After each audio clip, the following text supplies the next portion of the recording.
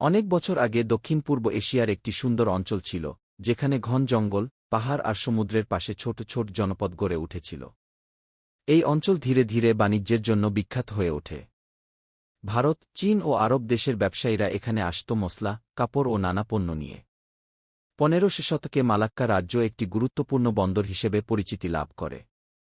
বিভিন্ন দেশের মানুষ এখানে আসায় সংস্কৃতি ও জ্ঞানের আদান প্রদান বাড়তে থাকে। পরে ইউরোপীয় শক্তিগুলো এই অঞ্চলে প্রভাব বিস্তার করে। পর্তুগিজ, ডাচ ও ব্রিটিশরা বিভিন্ন সময়ে মালয় উপদ্বীপ শাসন করে। দ্বিতীয় বিশ্বযুদ্ধের পর মানুষের মধ্যে স্বাধীনতার আকাঙ্ক্ষা বাড়তে থাকে। অবশেষে 1957 সালের 31 আগস্ট মালয়া ব্রিটিশ শাসন থেকে স্বাধীনতা লাভ করে।